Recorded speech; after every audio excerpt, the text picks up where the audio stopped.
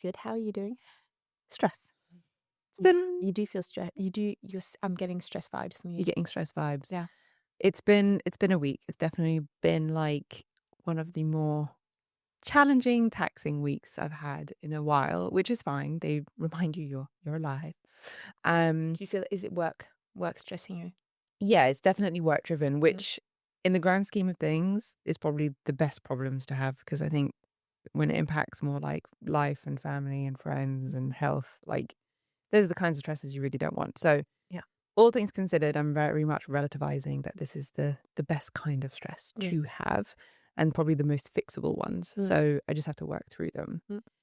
Mm. But interestingly, in a not so subtle segue to it's definitely highlighted work-life balance issues. Okay. Did you see what I did there? Very sly little segue into work-life Well, it balance. wasn't at all. It was very Well, yeah, direct. because work stress has meant that I've been working more, Okay. longer Oh, okay. I thought you hours. meant work stress as in things are not going away. I didn't realize that it was more work. Well, it's been a bit of both. Mhm. Things not going my way, and therefore Mm. it's increased. I've been doing late evenings and late Yeah. nights, like trying to fix things and trying to like work through things and educate myself, etc. And therefore, I have Mm. been definitely eating into my own personal life, like Okay. allocated time.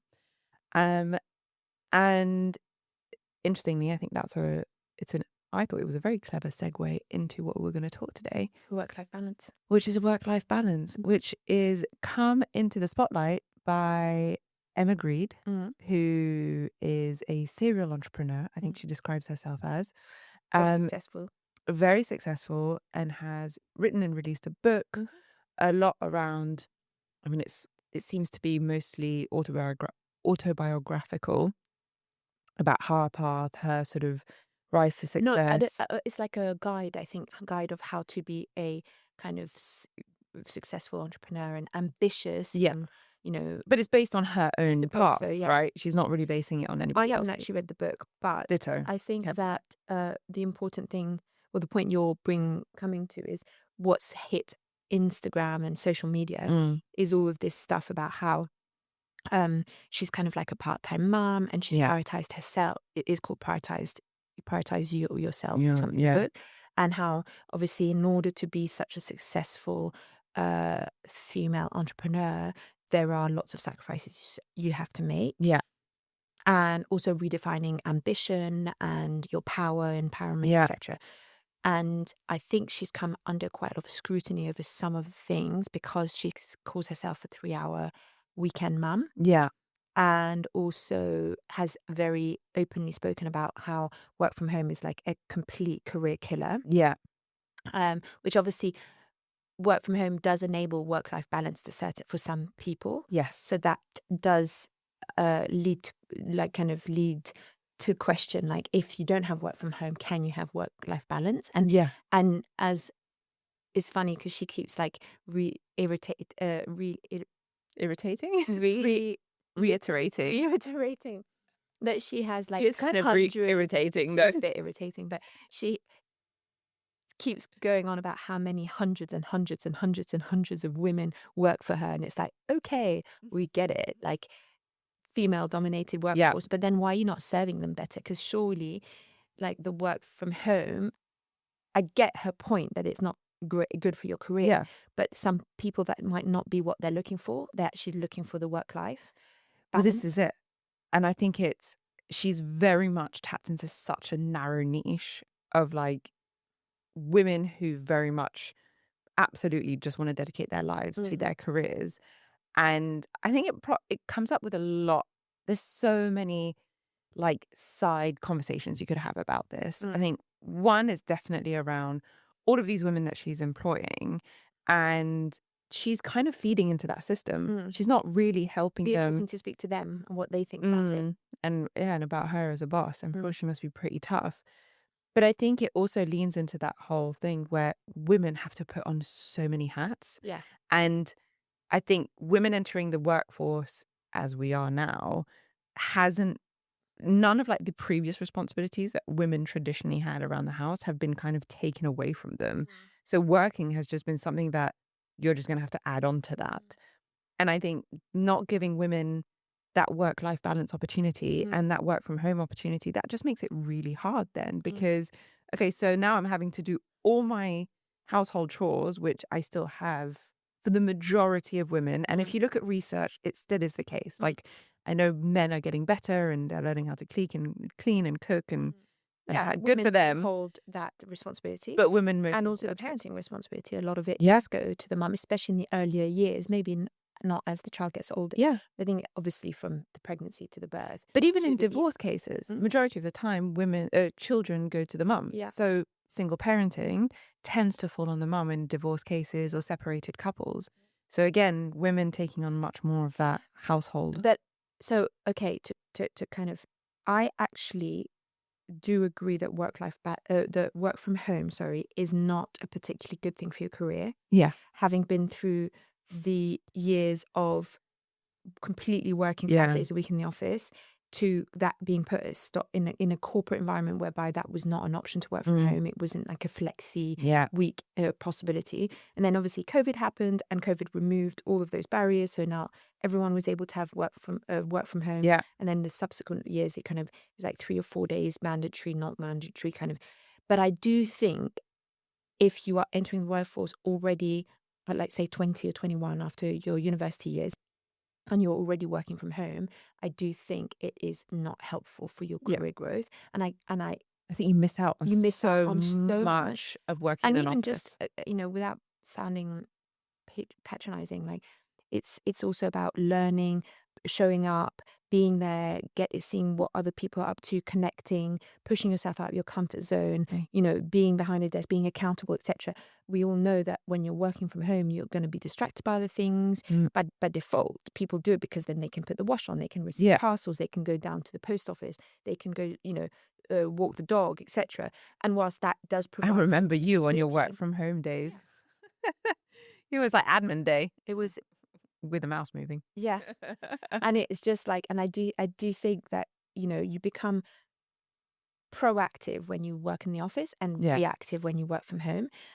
Um, I'm not blanketing this for every single person because I do think some people work very well in that environment. Yeah. Very few people can actually be way, way more productive Mm. in a home environment if they're completely true to themselves. Especially, I think if there's kids and distractions Yeah, of around, right? course. Because there's your attention being taken left, Mm. right. Like it's practically impossible to think that you could be Yeah. totally focused when you have a screaming baby or something happening. But then I think that's my opinion in terms of just what the pure work life, the pure work from Mm. home Yeah. piece. Now, I totally agree that most women, once they've had children, they do want to be able to Yeah. have some flexibility around their time. And that is completely normal. Yeah. That makes sense. And therefore, working from home is a hugely helpful Yeah. tool to be able to do that. Um, and so then it's up to the employer to decide, whether or not how is their workforce Yeah. managed in that way. But the reality is that it does hinder your long-term career prospects, I think. Yeah. That's what she's kind of coming to say, which But people it's, don't like to hear it, but it is true. And there are reasons for that. yeah, I think it's just super tough. Again, it kind of comes off as it just makes it again harder for women Mm. because the extra burden. But then there's also a discussion to be said, like you need to then be getting your spouse more involved and like, you know, get the help from your other half if you're in like a dual partnership where the other person also has to pull their weight and where women should probably be, now that we are working and they can be equal earners in a household and they can be contributing financially to equal amounts to their spouses, then getting that support where household chores are more equally divided would free up also their opportunities to be Think working about more it. easy home. It's interesting as I feel like part of society has gone faster than the other side of Yeah. it. And so that bit of, now in reality we need two incomes. Yeah. Therefore, women have to keep their jobs and their income, Mm. and also they still wear the hat as the mum and Yeah. looking after the household, also as the as a primary carer, Yeah. and so it's many very important roles. Whereas I don't think the other side has gone as quickly. Yeah. Not it has improved, I'm sure, in this Yeah. generation versus the last generation, but I think it's still viewed that, you know, The food shop, yeah. the primary phone call from the nursery is gonna typically be the mum. Mm, This is, of course, in a very sort of, mm, heteronormo kind of mm. setting where male and female kind of, But what do you think about the solution to the work from home piece? Like, do you agree that it's a career barrier? I don't actually think that you can have work-life balance. Like, I don't think work-life balance is something you should be striving for, actually. I think But flex I'm asking about work from home. You're asking about work from home. Oh, work from home. I've never been able to work from home. Even when I started up my own business, Mm, one of the first thing I invested in was a co-working space because I had to have a third space. I was like, I need a space which is just dedicated to working. It's only in very so rare you would therefore tend circumstances. to agree that work from home isn't great for your career. For me, I don't think that's for everyone. Mm, I do think I've heard people who say they work really effectively at home, and I mhm, think some people have that capacity. mhm. I do also I would advocate for me more, it's not so much just the work from home I think it's the Yeah. flexibility, right? Like, there's nothing wrong with maybe I start a bit later, and so even I do it this way. I'll often do 1 or 2 hours at home in the Mm, morning, had breakfast, shower, things like that. Then I go to the work. I turn up yeah. at So the office at, like, flexibility. 10, Mm, work till 4, go home, eat, make food, and then work a little bit later. yeah. That works for me better, Mm. but I still need that separate space. Yeah. So flexibility is definitely key for women to Yeah, to have drop off the a kids. more of a work-life balance, Exactly, or at pick least up the have kids. the ability to keep working whilst taking on the responsibilities that then Exactly, society has kind of put onto them. and not be penalized because Mm. of it. And I suppose what Emma Grede is not helpful with is not the statement that she's made, which is possibly quite true, Mm. but what she's not helpful with is that she's not moving the conversation. Yeah, And I think that's possibly where I have a bit of an issue. It's not that what you're saying isn't true. It's, yeah, but what are you doing about it? yeah, You're in a hugely privileged position, yeah, and not that she worked hard to get there, and merits to her. She's extremely successful, yeah. but you're not really moving the Mm. needle. You're just, reiterating this kind of like Same very, kind of narrative. this narrative.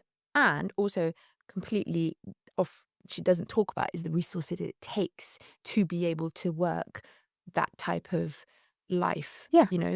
because if you're not looking after your kids, then who is? And I can tell you nurseries do not, they don't do 24-hour care. So you know you have help at home, Yeah, you have support yeah. around you, if it's to do your chores, etc. So that's another thing, is resources is going to be hugely dictating how you can work and what you're able to take on in one day. And I always think with these sort of people, when they're at that prime and they're writing these books, I always think, but you never talk about what did you do and how were you doing it on your way up there Mm, when you didn't have those yeah. resources. Before She you got the share, outsourced 2 before of you her got the pregnancies, right? yeah.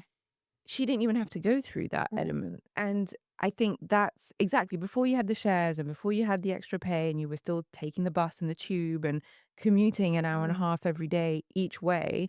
How were you doing all of yeah. it? Like, and I think that to me is the more interesting Yeah, because piece. most women are going to fall in that category.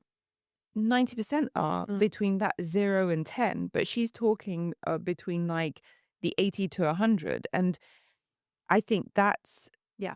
It's a that's conversation that's worth having, because it's like, That okay, exactly, yeah. that's the bit that I'm Mm, like, how do you unlock that piece? And one thing that practically none of these people talk about is luck. mm, The luck, being in the right place at the right time, meeting the right people. Now, I know you can, to a certain extent, increase your chances of having good luck, mm. of being in the right spaces, but ultimately, luck plays a Yeah. huge part in it. There's lots of, I'd like to believe there are plenty of Emma Greeds out there who just didn't make it, who are working very hard and not make it. I mean, they're doing well, but they're not her. Yeah, So what I'm trying to say is that she's not the only person who has done really well and who's worked really hard and yeah, sacrificed lots of things. People do this every single day, and yet they're not, worth $450 yeah, million or something. So because they didn't get as lucky, they didn't get the break, they didn't get the, yeah.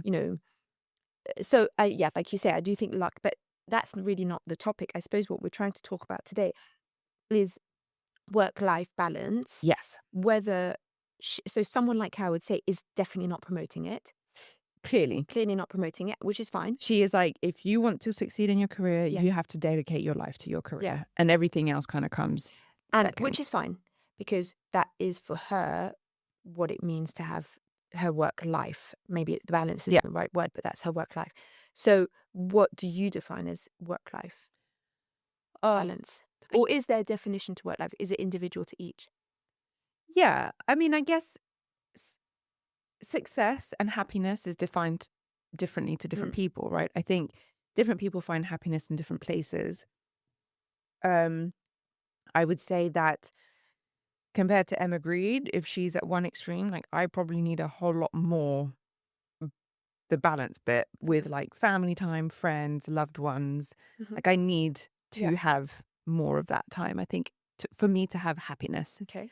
I have put myself in positions where I've worked nonstop Mhm. and days on end, and that has never really resulted in a very. So I do think it's an individual thing. Yeah. Clearly, I think you have to find where where your happiness is, like what makes Yeah. you happy ultimately, and then figure out how does that then translate in the division of your time. And let's face it, time is your most valuable resource. Mm. It is the one thing you cannot make more of. It's the one thing that you cannot, that is constantly diminishing.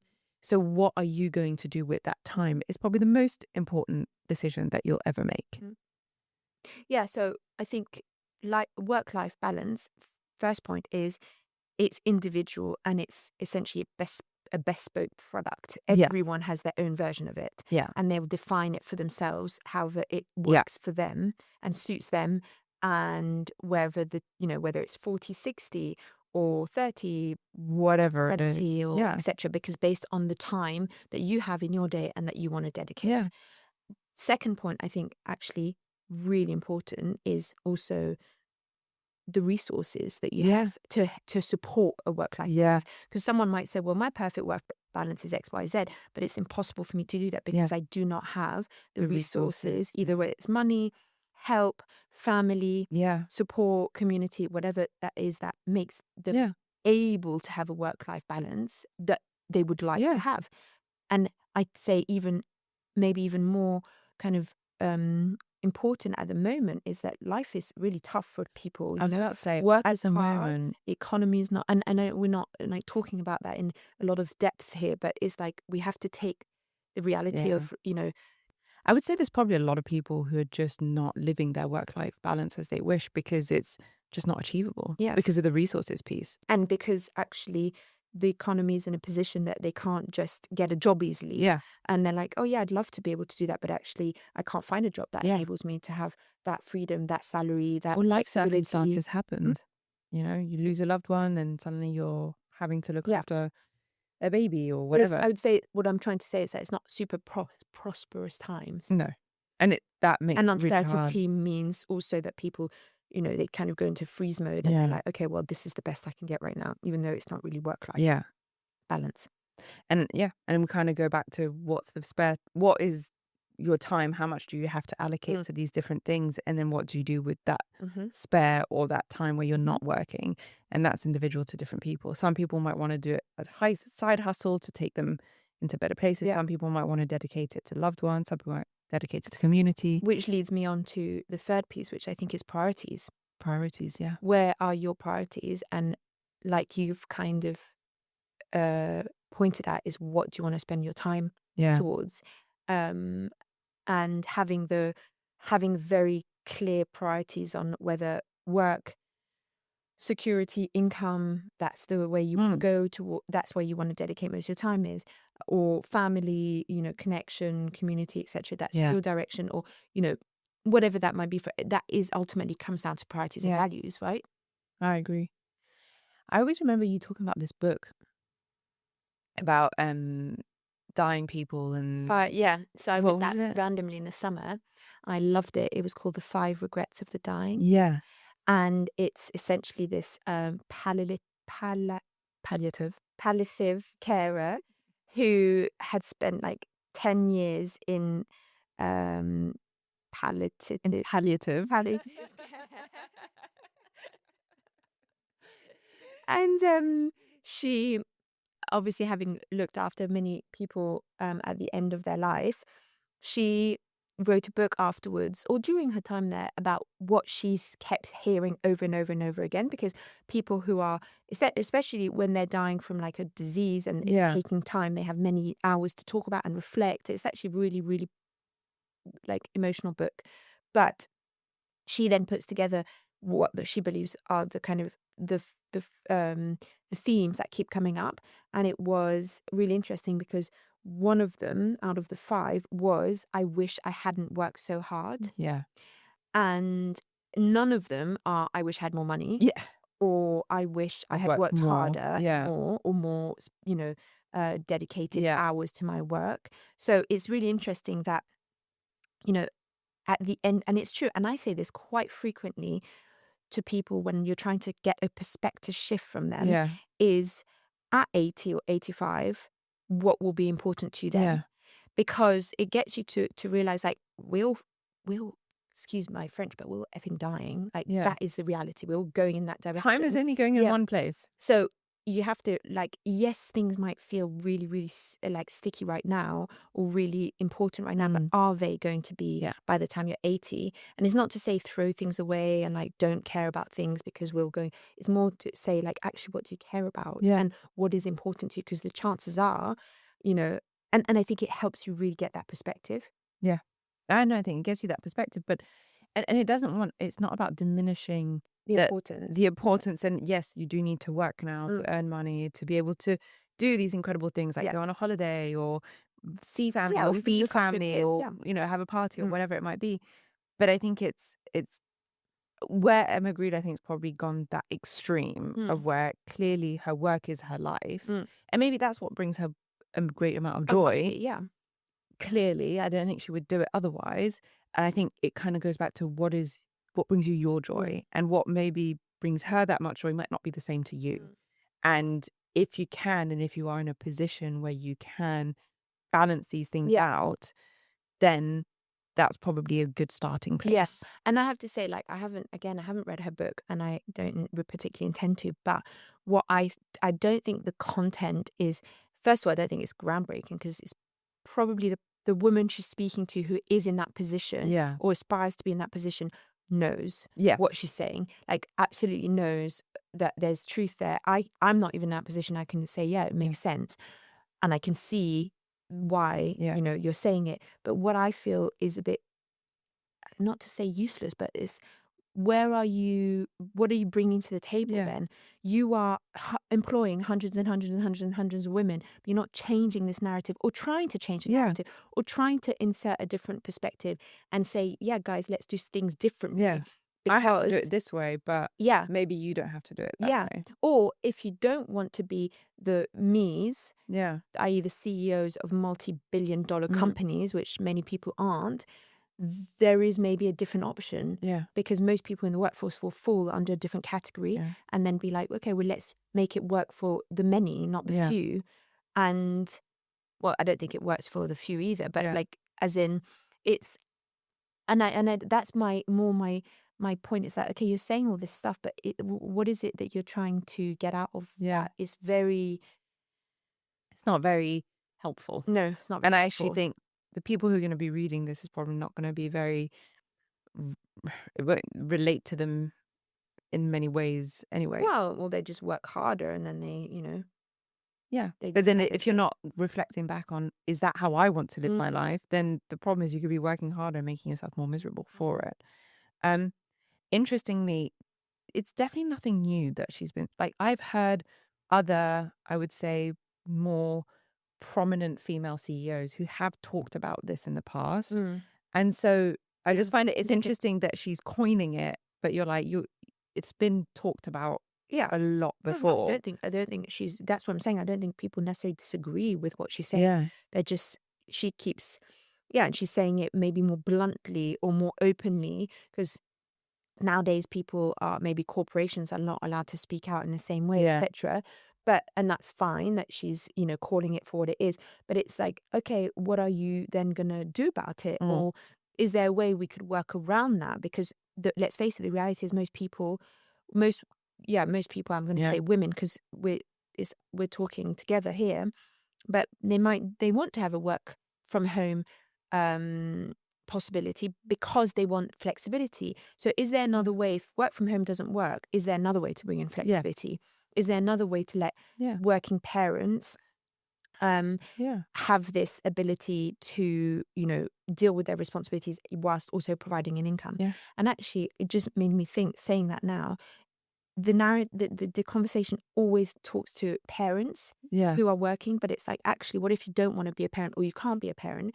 That should still apply to you. Yeah. Everyone is entitled to flexibility. Yeah. Absolutely. Um, If you're not having, just because you're not having to look after children or yeah. whatever it might be, you could still want the flexibility to pursue other things Mm, or no, absolutely. Um, yeah, it's a shame because I do think also in a world where people are quite literally burning themselves out mm, at work, it's kind of it's also perpetuating this narrative of just work more, just work hard. If you mm, work harder, if you work more, then you'll succeed. I don't always think that's also necessarily the solution. I do believe you have to work hard to to achieve great things, mhm. but I think you can also work smart. Yeah. And that does include things like resting enough or exercising Mhm, or looking after your physical well-being as much as your mental well-being whilst you're also pushing in other ways. mm, Um, and there's not, I mean, I don't know of, and, maybe that's a research to do, but to study people who have achieved, great things without necessarily sacrificing. And maybe it is that these are all men. And maybe we should be taking a leaf out of their book on how men did it, mm, and therefore that women could do that. Now, men would have had the women in the background managing at home so mm. that they could just come home from work and spend time with their kids without dealing with the cleaning, the cooking, Yeah, the bills, the admin. the admin. Mm, And so this is where I'm like, where are we in that rebalancing so mhm, that both people can kind of achieve things? yeah. Um, yeah. Okay. So In short, in short, I think work-life balance is a very, yeah, it's like you said, it's an individual thing. mm, I actually think more about work-life flexibility rather you're than moving balance. balance out. Yeah, That's a very brave move. Yeah, maybe it is actually. because I do think it's more about how do you go. Let's face it, we take our laptops and our phones Mm, home with us at night. So mm. there isn't anymore this whole, I close my laptop, my Yeah, computer, work I'm follows you done. everywhere, or emails follow you everywhere. Exactly. So her whole thing of like, you can't work from home, but everyone is working from home. Mm, You're picking up an email during dinner. You're watching a film and someone pings you like mm, Teams or whatever. You're answering it. Like, and people cannot switch off. So I think it's about how do we live better with that flexibility? mm, And where you do a couple of hours before you get to the office, but maybe instead of having to be at the office at 8, you turn up at 9:30, 10, mm. so that then you can do a few emails, go to the gym, and then get to the office. So it Yeah. allows you more that flexible way of Yeah, doing so it. you're talking about work-life flexibility. I'm gonna coin it, work-life fluidity. Fluidity, I think that's okay. quite good, where Yeah, it's that's sort of good. it's more about one intertwining in the other Mhm. and figuring out how that works And for so you. therefore, do you think that, it's therefore kind of okay for corporations now to or what do you think about corporations who say now you need to be in the office? Well, I think another way you can do it is office time, no office time, right? You can do it, but we're going to be much more about results based. Mm, And I think that will speak for themselves. exactly, like some people, if you're super efficient, Mm, good for you. mm, You've figured out what you can do and you can mm, do it in the most shortest amount of time. And having worked in large corporate settings, very few, or there's been a lot of instances where key KPIs have not been set. mm. And therefore, that's when the issues arise. Yeah. Because then, what are the expectations? When have you delivered your job? Like, Mm, at what point have you achieved what you and your boss had sort of set out to mm, do? And I think if you've clearly laid out KPIs mm, And maybe it's more brutal because if you don't achieve them, then that's at the point where it's like, okay, we're going to put you on a PPI, put performance. What is it? You just make that up. No, it's like a Performance, performance yeah, review. review enhancement, whatever, a PIP. Sorry, PIP. We'll put you on a PIPs to get you there, and if you don't achieve that, you got to go. Like you can't Yeah, because clearly. I think that's something that could happen as well. If you have too much work from home, but not the structure, then you end up doing admin or doing washing or doing, you know, I know Absolutely. that. But And I instead think of that, dictating yeah, how people should work, measure them on their outcomes and on their results. and then If be, they're delivering, who cares? yeah, They want to work on standing on their heads, fine. standing on their heads. Well, you never know. The blood flow. Yeah, it's kind everything. of a bit of a useless term in a way, just saying work-life balance and calling it that, because it's like, well, that's a I very think so. umbrella term that doesn't actually mean the same thing to anyone. Yeah, because it could be that, oh, well, I'm not at the office as much, but my phone is 24/7. And if my boss calls me at 2 o'clock in the morning, I've got to pick up. Like, to me, that's more intrusive than having to go to a 9 to 5 at an office every day. So I do think the term is a bit dated, and that's why Probably. we're going with work-life fluidity. Perfect. On that note, On that note, do you have work-life fluidity, do you think? I do. I Yeah. do actually. Yes. And that's the best thing about working for yourself Yeah. is you But can I define don't that have the work-life. income as much, but that's where that's That's the the downside. security side. But yeah, no, But you're definitely. 100% on fluidity. 100% on solidity. Yeah. Work in progress. So with that, thank you so much for watching Shift Happens. You can catch this episode and all the other episodes wherever you catch your podcasts. Thank you so much.